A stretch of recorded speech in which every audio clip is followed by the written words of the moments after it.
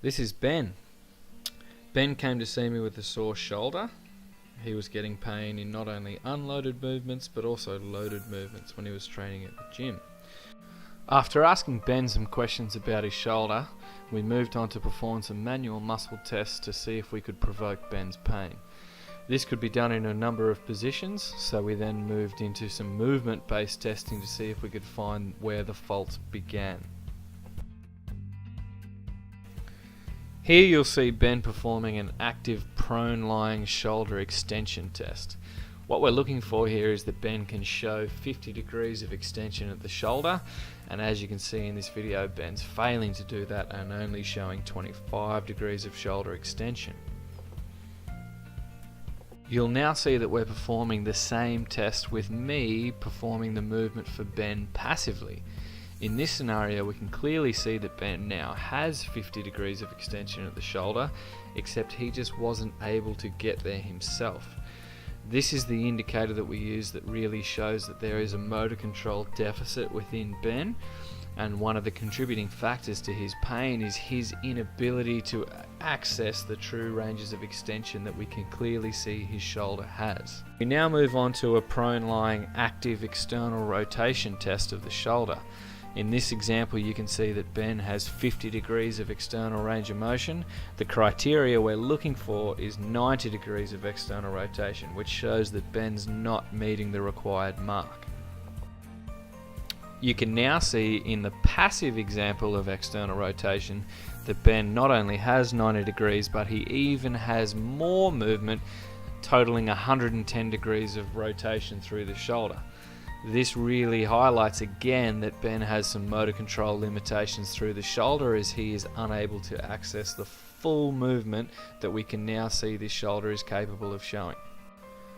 Next, we're taking a look at Ben's ability to control motion through his thoracic spine in both extension and rotation, which has a very tight-knit relationship with his scapulothoracic region.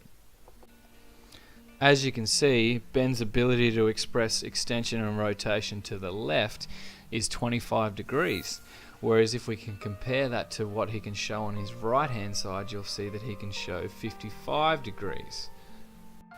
This clearly shows a deficit between left and right side, which makes sense as Ben's complaining of his symptoms on the left shoulder. We're now going to look at the same test performed passively. And what we need to notice on this video is that Ben's ability to express that extension and rotation passively now meets our criteria of 50 degrees and is on the same level of rotation that he can show on his right side, being 55 degrees.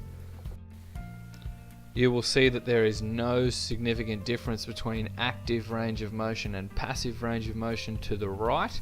However, there is a significant difference of 30 degrees to the left. This is what indicates our motor control deficit contributing to Ben's shoulder pain. What we're now doing is instructing Ben to develop the required motor control through this left shoulder. We do this by providing Ben's body with a problem where the solution can only be achieved utilizing the deficits that we have identified during assessment. As you can see here, Ben employs a pushing strategy to achieve the roll. He then moves on to try to employ a pulling strategy. These are the two most common mistakes we see patients make when trying to achieve a rolling pattern, and this is why we must develop their motor control to fix this. I'm now giving Ben instructions that I don't want him to use a pushing or pulling strategy, and that I'd like to see him use his shoulder to create torque and create that rotation that's required to achieve our roll. As you can see, Ben is now using sufficient range of shoulder extension, but he's still not able to complete the roll. You can see that he gets stuck and cannot roll any further. I now remind Ben that I'd like him to show more extension and rotation using his neck, and what you can see is that the roll now starts to take some shape and that we can achieve a successful outcome.